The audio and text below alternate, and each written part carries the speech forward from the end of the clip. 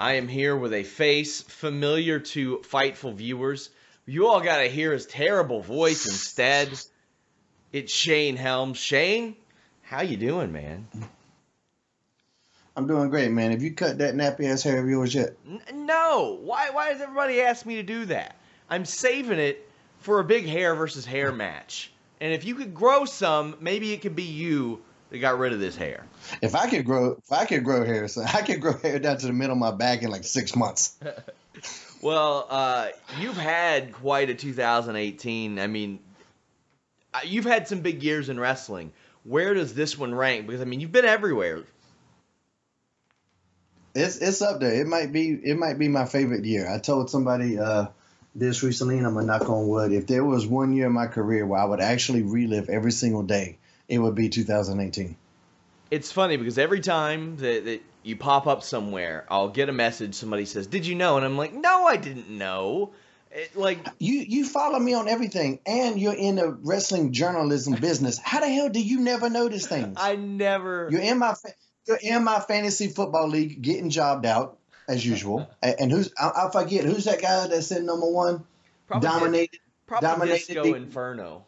Dominated the entire season, best record ever in the history of our league. Oh, that would be me. That's right. Okay. Go ahead. Besides the time he lost to me, but in particular, I was like, I think maybe 2 days before Royal Rumble this year, we were talking about Sid Vicious working matches or something, and I was like, no, I didn't know. But then you popped up in the Royal Rumble. Can you tell me how that came to be? Who contacts you for that, and how did that all unfold? How did the Rumble thing unfold? Yeah. Me using social media, and two, not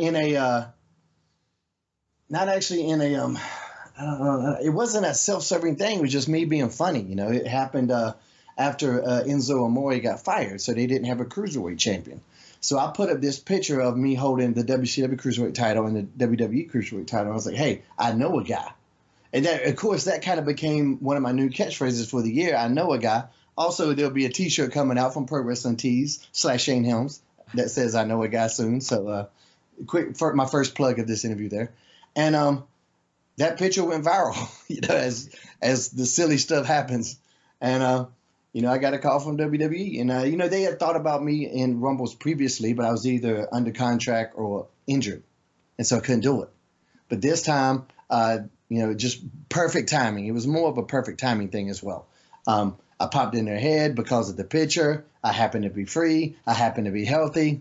And there you go.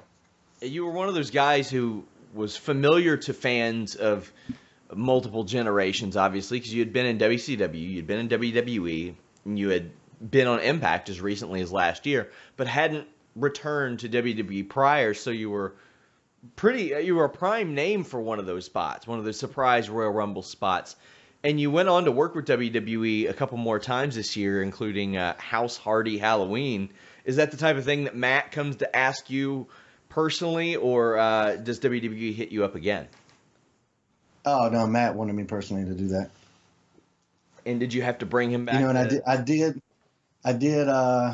You know, Matt too asked me about the, you know, I was in the Hardy documentary talking, you know, their ups and downs, that one, that one was tough. That was probably the toughest thing I did all year, just emotionally, having to relive all that craziness. But the House Hardy thing was just all fun. You know, and I had a couple things, speaking of WWE, you know, a couple trips down to the Performance Center as a guest coach, guest agent. So, you know, I've said time and time again that my relationship with them has been great ever since I left. You know, I didn't leave with any heat, have no heat. And, you know, I think that's a wise choice. You know, if I had heat, I'm not the type of guy that hides things. You know, if you follow me on social media, you know, I put things out there, you know, sometimes to my benefit, sometimes not. But, you know, that's just kind of who I am as a person anyway. So, you know, I got a great relationship with them, and it's kind of, you know, working out for me. Yeah, I wanted to ask about these trips to the Performance Center because they seem to be getting longer in duration as well. I believe, were you there for a week the first time and then 2 weeks the second time? Yeah. So, I mean, that's got to be a pretty good sign that they like you and like what you're doing and like the type of information that you're forwarding and the education that you're bringing there. Yeah. Yeah, you know, and two, you know, I still work I still keep up with, the business. I'm not an older guy that doesn't watch. I'm not a newer guy that's inexperienced. We talked about my career a lot. I've kind of done a little bit of everything in terms of being a heel, being a babyface, being a wrestler, being a character. So, I think I just bring a buffet to the table instead of bringing one meal. I kind of bring a little bit of everything. So when we were looking for podcast personalities, and I was like, who could I talk to that could do everything? I was like, well, Shane's done serious characters, comedy characters, cruiserweight, heavyweight, tag team, trios, stables. There wasn't a lot that you couldn't cover there. That seems tailor-made for that situation. Is there anybody there that you worked with that you look at and you're like, man, they remind me of me, or they remind me of somebody who can and will do all those things? You talking about talent-wise? Yeah. Oh man, I don't want to single people out right now. It's too early in the game, I don't want to show favoritism. Sure. But I will say there's a lot of talent down there. Yeah, a lot of talent down there, and if you can't improve your game down there, then I don't know if your game can be improved. Seems like they have all the tools at their disposal. So not a lot of excuse to not learn from a guy like you there. Who is the person that contacts you and says, hey, we got these spots for you as well? I'm always interested to see who makes that call. It's just different people. The word, how well I did as an agent in TNA, not just from the boys. Not just from higher ups, more so from the talent that was there, that worked with me. That kind of spread to different people. So there was actually conversations with different people. But now the guy is Matt Bloom. He's the head guy in charge down there now. Him and I guess that Canyon guy. Canyon Seaman. But Matt's the one I talked to. He's the one in charge down there. So, circling back to the Royal Rumble, your spot there was a favorite of a lot of people. At what point do you find out, hey, you're getting in there and you're going to be working essentially with John Cena in the Royal Rumble? Probably about maybe 30 minutes before the actual Rumble match started. We were hid, the entire time. Some of the guys in the match didn't even know we were there and were going to be there. And so about 30 minutes before the actual match, the pay-per-view had already started.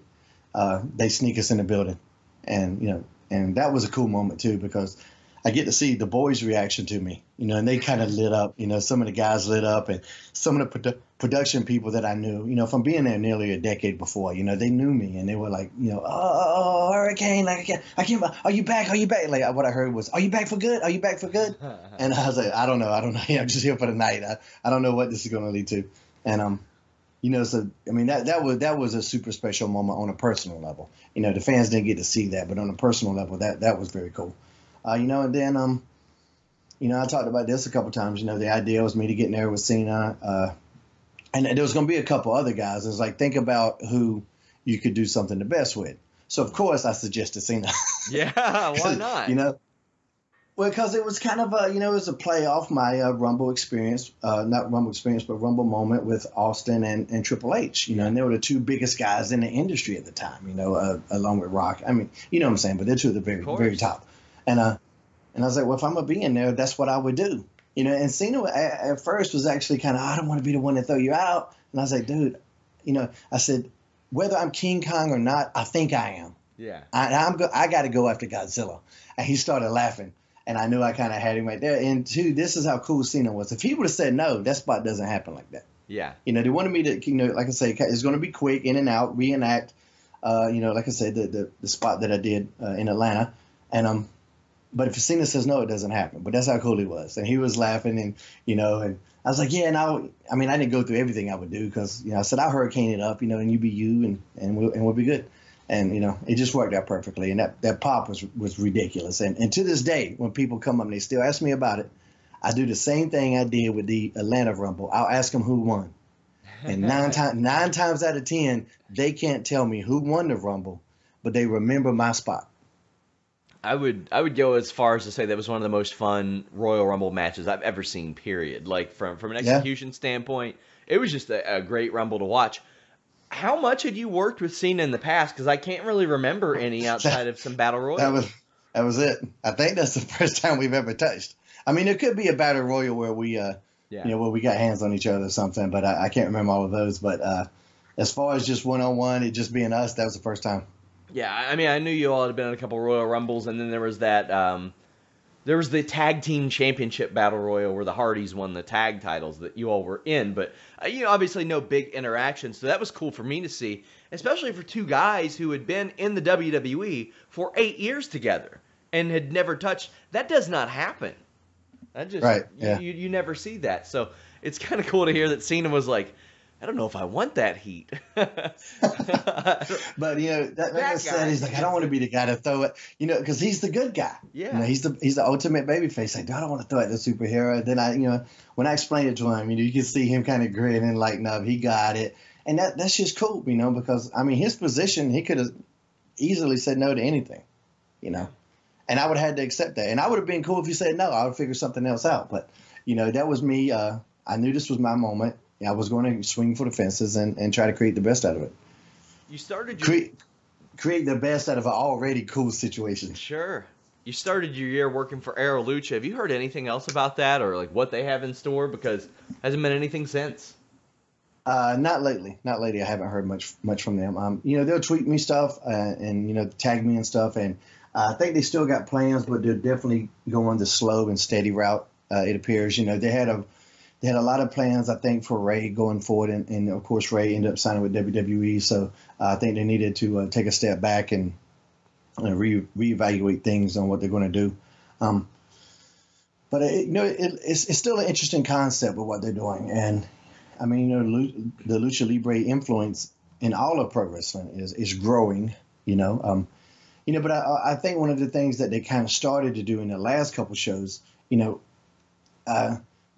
I like the idea of an American lucha hybrid. If you want to see lucha, there are lucha shows. And if you want to see American, there are American shows. But the American lucha hybrid, that's why I thought that their strength was going to be. And it kind of seemed they started going straight lucha, when nobody's tagging. The fans don't understand the rules. The American fans are just completely lost. They'll pop for the high spots, of course, because the high spots are awesome. But the psychology is going out the window. And I think that's what American fans like. American fans do like stories, and if you can combine these great high spots with great stories, to me, that's the perfect combination. But when you throw that psychology out the window, that affects the story. And to me, I wish they would kind of lean more toward the hybrid thing. You were mentioning a former world champion, Rey Mysterio. You've been connected to a former world champion in David Arquette through most of your career. My dude. And he's had quite a run this year as well, that guy. And you teamed with him earlier this year. Yeah, about 3 months ago, I think. What was that experience like? How much have you all stayed in touch throughout that time, and how was he in the ring? I mean, we strangely enough, we have stayed in touch quite a bit, ever since Ready to Rumble, And there was a time, too, leading up to that match or whatever. I was definitely concerned. I didn't know where his level was at. I knew his heart was in the right place, but I didn't know where his level of skill was at. But he'd been training, a lot. He showed up. He's in tremendous shape. He's got better gear than most of the locker room. Looks physically better than most of the locker room. Training hard, and he ended up doing more in the match than I did. It was pretty interesting. So, my hat's off to him for his dedication to what he's doing. And people, I think he's going to be one of those guys that he's always going to have haters. He's always going to have people that really haven't done their homework and haven't, investigated him and got to know what he's about. You can say that for a lot of people, but I think for him especially because of the WCW heavyweight title thing that's going to be attached to him no matter what. No fault of his own. Who would say no to that? That's why all of these people that hate on him, you would say no to that. They're going to make you the world heavyweight champion of something you've been a fan of your entire life. Exactly. And you would say no to that? Hey, get out of here. It's the little kid that won the titles with Braun Strowman. Is he going to have a career plagued with that same kind of stuff? If he gets into business, is he going to have to live that down? Who knows? And but anyway, he did great. The deathmatch thing, of course, I wasn't a big fan of that. Yeah. But I wasn't a big fan of him being in that situation. And but he survived it. And that's neither here nor there now. It's a dead issue now. But I look forward to seeing what he's doing. He's doing a documentary. Talking about his, going into pro wrestling, and he's super passionate about it. And he's a good human being too. And I hope he gets a Rumble spot. I think he'd be perfect for a Royal Rumble spot and do a little run there. If he mirrored exactly the same thing you did last year, I think that would be like prime for like what he could do. He looks in great shape too. Yeah, he is. Like I said, he was in better shape than That's one of my gripes. Like to me, I got a bit of the dad bod now, and I'm just going to preface that because there's always going to be somebody to say something. Dude, I'm 44, but when I was young and hungry and trying to make a name for myself, I was in the best shape of my life at all times. Well, you're in the best shape because you were hungry. So I was starving. I had abs because, but I see guys all the time and what should I do? And I'm like, get in the gym. Yeah. You don't look like you can beat anybody up. And not only that, not only a visual thing before anybody gets into the body shaming argument, is your body will be stronger. That will help you survive what you put in your body through. That's the unknown. That's the unseen factor in being in shape. You're going to beat the hell out of your body. You need it to be stronger.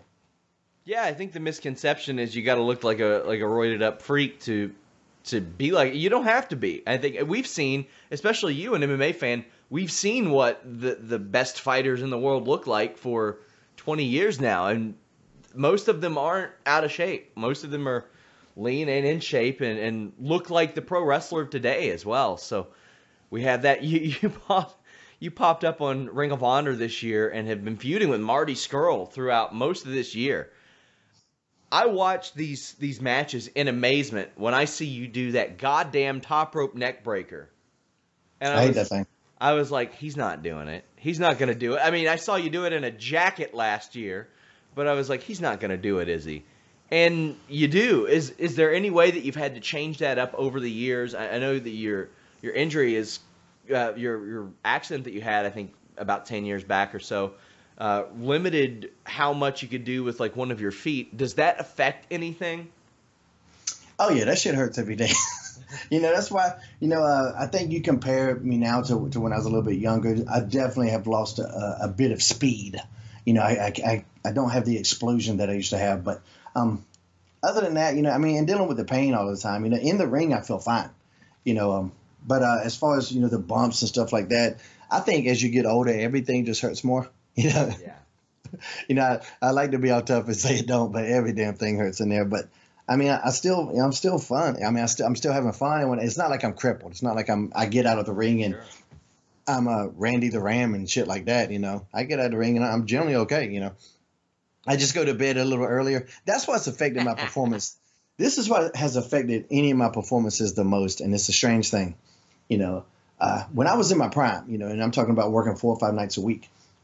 And this is something, too, I guarantee you fans have probably never thought about.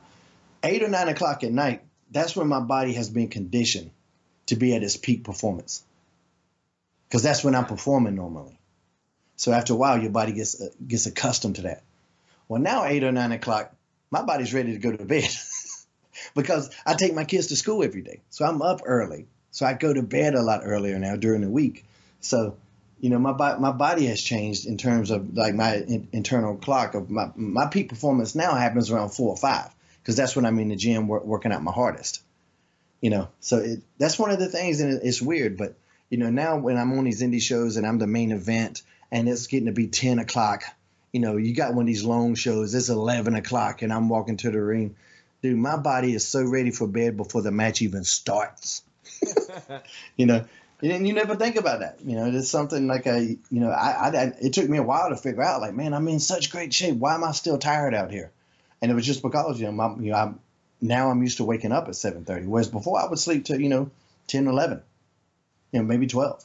I'd sleep in, get my first workout around lunchtime, get a second workout around, noon or whatever. And then not noon, but, later on in the day. And then 8 or 9 o'clock is when we go and, kill it in the ring. Now that time period is shifted.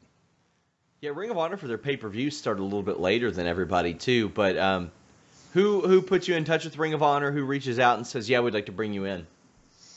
That too was just me being funny on social media because Marty Scurll, who of course, I pay attention to everything. So I've been seeing this villain guy, cool character, good wrestler. He has a presence. got a good look, good entrance. You know, I was like, man, this guy gets it. I had no idea. I never met him. You know, no idea who he was as a person. And I just saw in something like he put out this Villain Club shirt. And I was just tweeting, anybody I see wearing that Villain Club shirt gets choke slammed. You know, just me being funny. And it puts over his shirt, you know, it's one of those old veteran moves. I'm indirectly putting over his shirt, but also commenting on him. And then, you know, I think he said thank you. And I suggested something to, you know, Chris Daniels or somebody. And I think Chris spread the word. And I was like, man, I would love to do something with Marty just once, you know. We got, you know, hero versus villain. You know, it's a natural thing. And two, that was just me lobbing that out there. And I would have done it. You know, I could have just ran in. You know, he shut me down, and that could have been it. And I would have been happy. Like, my whole thing was, this guy does something cool. The hero versus villain is natural. I can go in and shine him up, and I'll be fine with that. You know, I wasn't like trying to make myself the Ring of Honor world champion or anything like that, you know. But so anyway, the Ring of Honor ended up reaching out to me, asked me you know, how I feel about coming in for a couple of dates, and I was like, oh man, awesome, perfect. You know, WCW, WWE, TNA, now Ring of Honor. You know, I can kind of run the gambit there. So I was like, yeah, that'd be perfect. And then, you know, that led to the feud with Marty, and well, it was going to be one match, led to two, led to three, led to four. And we had this really cool feud. So, how'd those thumbtacks taste? They're terrible. I saw that and I was like, he's not taking it easy this year, that Shane. And really, I mean, even beyond that, still the neck breaker gets me every single time. Every single time I see that move, I'm like, man, that is psycho. And you essentially got to kick your leg through the gap between you two to hit that move. Like there's a lot of motion for a guy who says that he goes to bed early because his body's hurting. You all did not take it easy in those matches. You had 4 big ones. So I'm assuming you maintained a positive relationship with both Marty and Ring of Honor. Yeah, sure did. You know, and too, that street fight match was in the ECW arena, and it was like, you know, they've seen all the wrestling that they need from us. It's the ECW arena. We can't go out there and just have this lackluster street fight. We got to, you know, put something in it. And then I was like, you know, if Marty's doing the tags, I'm doing the tags too. I ain't going to be the old man that ain't doing it. I'm going to do it. So I never did it before. I don't really look forward to ever doing it again. But, you know, I did it once. So it worked for that story. It built up to it. It wasn't gore for the sake of gore.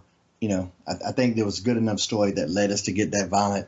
And to me, that kind of, you know, I'm okay with that. You also worked against Punishment Martinez and Shane Taylor briefly. Punishment signed with WWE. What'd you think of him when you got to work with him? Oh, I thought he was great. I thought he had a great attitude too. You know, a good guy, great attitude. You know, had a lot of creative ideas and stuff. And too, you know, I got to work with him a little bit down at the Performance Center. So, very cool. I think he's got a bright future.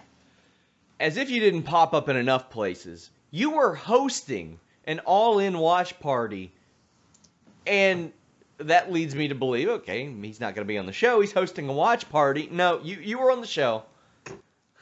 Can you explain to me how all that unfolded? Because you said at the beginning, oh, you're supposed to be plugged in, and you say that every time. I'm like, oh, you're in Kentucky? Oh, you're supposed to be plugged in. You were hosting a watch party while this was happening, and you went there. Did Gregory Helms stay behind, but the Hurricane went to All In? What happened? You know, that was great. You know, I mean, that's what I was booked for the, you know, to do the, because it was StarCast together with, you know, All In. So they were bringing me in as a part of the Keeping It 100 podcast, which, of course, I'm the star of. I mean, let's be real. Yeah. And you know, and then, you know, another thing was then he booked me to host a live viewing party. And I was like, okay, cool, you know, because, you know, Conrad loves, you know, when I host things. He's seen me host a couple things. And, you know, just, you know, me being, you know, whatever, talking crazy the whole time. I was like, yeah, I'll do it. And so, of course, working Ring of Honor with Cody, you know, it's like, hey, man, you know, this kind of, you know, hey, man, I'll be there. If y'all need me for anything, just let me know. And I was like, okay, you know. And I was like, hey, I'm not looking for a payday. You know, I like what you guys are doing. You know, and I want to help you. You know, so I'll contribute whatever you need. Just let me know. And Cody's a cool guy, and he was worried about insulting me, offering me something, you know, beneath me or anything like that. And I was like, bro, no, just whatever you need, I'll do it. You know, don't worry about it. And I'll tell you this too. Not many people know this. He paid me. I sent it back because he paid me through PayPal. I sent it back. I said, no, I told you I was going to do this. This is my gift to you guys for doing what you did. Because that helped. I mean, that just shines such a positive light on the business. Yeah. It just shows what's possible when you do things the right way and that you don't have to screw people over, which has been a message I've been sending forever, and to see other guys, doing good things and positive things like that. I was like, this is my gift. Let me do it. Oh, one guy's booking fee was too low and they upped it because they were like, we're not going to pay you this low amount. So, I mean, there was an overwhelming rush of positivity from wrestlers and fans that I saw. Yeah. And so, anyway, so we got the Battle Royal. So I had to do, I think we did a Keep It at 100 live podcast, and like the clock's ticking. I got to get to the building, and people don't know. My party's going to start soon. People don't know. I got to get there. And like too, when I agreed to do it, I thought it was all kind of in the same area. I thought it was in the same, like the building was just next door. I didn't know it was whatever 15, 20 miles down the road. I was like, oh no, And so anyway, I got a ride, got there, I got dressed as quick as I can. We go out, we do the Battle Royal, and what a great spot that was to choke slam those guys and go on bananas. And that little celebration I did was an ode to the Ultimate Warrior when he beat Honky Tonk Man, because I had just watched that the day before for whatever reason. It popped up on Instagram, one of those cool accounts that posts a lot of the older wrestling stuff, and that was just in my head without planning it when I chokeslammed him, and the crowd bit for it so hard, which maybe was because I didn't get to hit it in the Rumble. Maybe that led to that good pop. Either way, whatever matter. Another great pop, and I start humping the air like crazy. I actually punched myself in the face. If you watch it back, I'm trying to beat myself in the chest like the Warrior, and I punched myself in the face.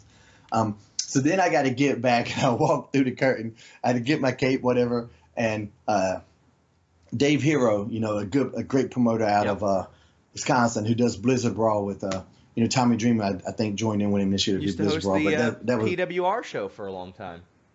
Yeah.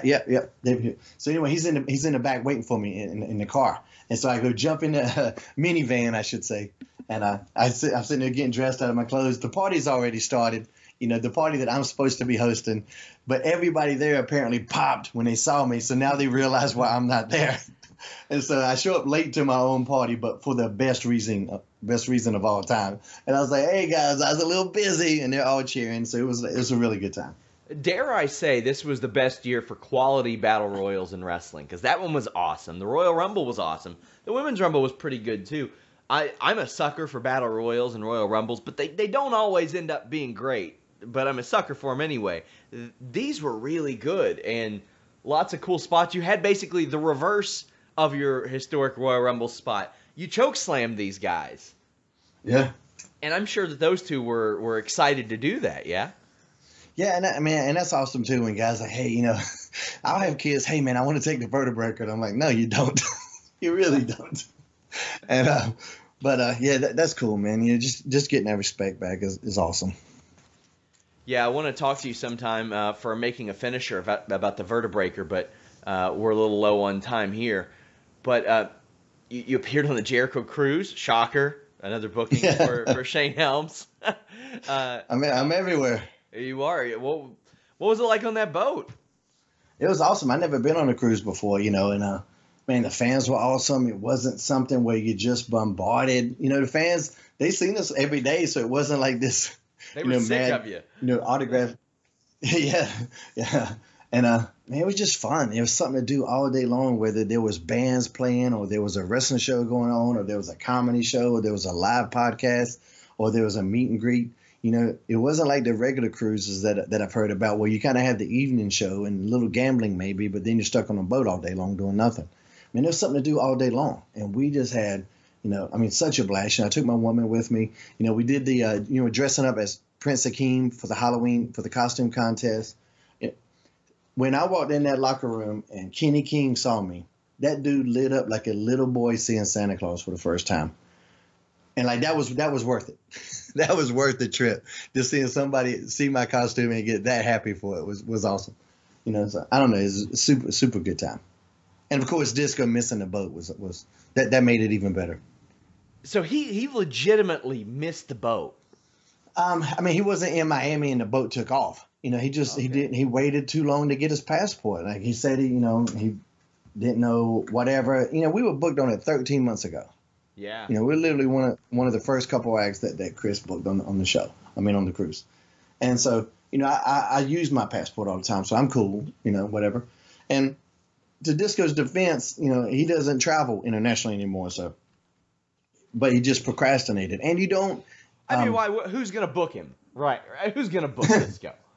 But honestly, he's in great shape. He is. He looks like he's 35 when he's out there, you know. But he only works like he's 55. I was impressed by his Impact performance. All jokes aside, I thought he did great on Impact.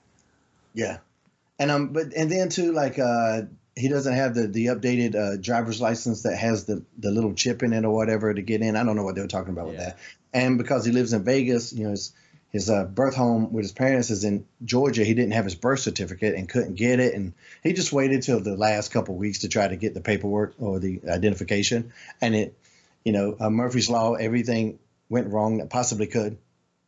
You know, and he was in probably the best shape. He'd been dieting hard, training hard. Yeah. You know, poor soul. He got in like really great shape, and so he was going to bust up on this cruise with his shirt off the whole time. You know, outshining the young guys with his abs and everything, and then couldn't even make the book. Well, at least he did get that Thanksgiving booking from Impact. Like I said, that was fun. I mean, that was the entire show was basically built around Disco Inferno, and it was pretty fun stuff. As we close, I had reached out to you when Roman Reigns had made his announcement that he had leukemia, and I said, did you know anything about this? Because obviously you teamed with his brother for a long time ago. You didn't know anything about it. Can you tell me, like, kind of what went through your head and your relationship with Roman Reigns? I mean, I just thought it was super sad, you know. I mean, you know, somebody coming out, you know, having to, you know, say that and just reveal that to the world. Like I said, I didn't know he had it before, and didn't know the battle he had with it before. But too, you know, and I talked about about this before. He looks so much like Rosey, like Maddie, that, you know, when I was hearing that just kind of compounded. You know what I'm saying? That compounded on me because, you know, of how I felt about Rosey. So it just made me think about him and then think about him. So it was a really sad moment, you know. And I hope that, you know, that he's able to beat it again and we see him again. You know, I mean, I hope that with all my heart. Yeah. He's a kind guy. You know, he's a very nice guy, sweet guy. You know, and a lot of, you know, everybody backstage likes him. You know, regardless of how the fans react to him sometimes because of how they feel he should or shouldn't be booked, you know, whatever. That's neither here nor there. You know, his heart seems like a, you know, like it's a heart of gold. A picture emerged of you two sharing a moment after the Royal Rumble.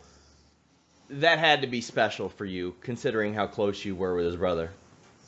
Yeah, you know, I mean, I got to talk to him. I went to a house show after Rosey passed, and, you know, we had a moment there, you know, and we kind of, you know, were able to, you know, to express, you know, how I felt, condolences and that sort of thing. So, but it was like nothing I wanted to get heavy into when somebody's got to go to work. You know, you don't want to go have this real conversation and then, oh yeah, by the way, go out and risk your life in the ring here. You know, I don't want to bring him down too much, but it was, you know, we said, you know, very positive things and very cool things. And, you know, at the Rumble, it wasn't like we was having this really deep conversation or anything. Yeah. We were just talking, you know, two guys talking. But because of the history, you know, of me with his brother, you know, it did add a little special meaning to that picture. It looks like we're almost about to embrace, you know. It does. It does look like it, you know. But, I mean, that's just him being a good guy. You know, when you talk, he listens. I don't know that any single photo out of that Royal Rumble got more attention than that one. I mean, it was everywhere because of everything that had happened, and now, I mean, it is a touching photo. Yeah. Yeah, it is, man. And too, like I said, when I see him, and I mean, I think that was my caption there. Every time I see Roman, I see Rosey, and I can't help it. Yeah. You know. And it's not like I see it and I get sad. I have a lot of, you know, 99% of my memories of Rosey are funny. Yeah. So I see him and I think about good things, you know. But then, you know, I see him and I miss Rosey too. So. You got the Keeping It 100 podcast. Tell the people about that if they haven't checked it out before. Keeping It 100 podcast. You know, it's on iTunes. It's on, you know, wherever your podcasts are available. It's there. But it's it's me, Conan, and Disco are the main three. And we do it every week, and it's all over the place. It definitely isn't just about wrestling. It's about everything in the world that you can possibly think of. Pretty diverse cast of characters. Disco is Disco, Conan's Conan, and I'm me. So we are who we are. Bunch of guys still getting booked too. Yeah. Well, and I mean, since Disco made it on TV, what other podcasts out there is being done, and all three, all the participants are active on televised wrestling. Hey, it's that Fightful rub, man. You're welcome. Man, yeah. I got to give it all to you, man. Got to give it all to you. We got Matt Riddle in the WWE. We got Elias Theodorou in the UFC top 15. We got Frank Trigg a gig as a UFC ref, for the love of God. Is he still doing that? Yeah. Did you see they had Chris Lieben refereeing? That's horrifying to think. Oh, the guy who's gonna protect me is the guy who pissed on a man in The Ultimate Fighter. Like, okay. Yeah, that sounds good. And they actually brought it up at a California State Athletic Commission meeting soon. They're like, hey, we got Chris Lieben reffing high-level fights. We may want some more guys. So, yeah. I mean, you never know. I mean, because you do something stupid 20 years ago, that doesn't mean that you got to pay for it for the rest of your life. Fair, but that doesn't get the giggles, Shane. You're a professional podcaster. Come on now. Yeah, man, but that's lame, man. See, that's because you got these lame jokes. That's why you tell these jokes, and I had to remind you the other day that you keep leaving out the important. You're leaving out the important part. I'm editing this out. You're leaving out the funny part. That's the most important part of the joke. Man, I'm trying to help you out, kid. Well, you got Disco Inferno in your podcast, so I mean that must be the most serious, stoic podcast of all time. I think that's what makes me so funny by comparison. Yeah. Good point. Because I'll see Disco make comparisons on Twitter, and I'm like, motherfucker, that's only you that thinks that. Stop it. Not even people that you think that. Think that. Quit it. Yeah, he's definitely got a mind. He's got the mind of a troll. And I think he kind of gets off on it too. It's kind of scary. Yeah, that too. Shane, thank you so much. I got to hit you up again sometime and do a making a finisher and talk about the vertebraker and all that, but I want to thank you so much for being generous with your time today. Oh, no problem, man. So check me out at ShaneHelms.com is where I'm at on all the socials. Is at ProWrestlingTees.com/Shane Helms and Collar and Elbow Shane Helms. I got all kinds of stuff. All kinds of stuff. Of course, you all can go to ShaneHelms.com. He's got some stuff up there, I believe. Do you ever update that damn thing? Do what now? Do you ever update? Yeah. Yep. I started back updating it pretty good. I even bought a new laptop, which is a piece of trash. Ooh, I did that earlier this year. Isn't that the most frustrating? Yeah, the thing it takes forever to boot up, and it's constantly doing the Windows update. And I'm like, how much could Windows be updating this thing? And so it's driving me nuts. It's about to go in. I ain't even going to take it back. I'm going to just throw it in the trash and just never go to that store again. Sell it on eBay for like $12. Get something out of it. Yeah. Shane, thank you so much. I want to beat it with a hammer. You bet, man. Let's do it again soon. Yeah, take care.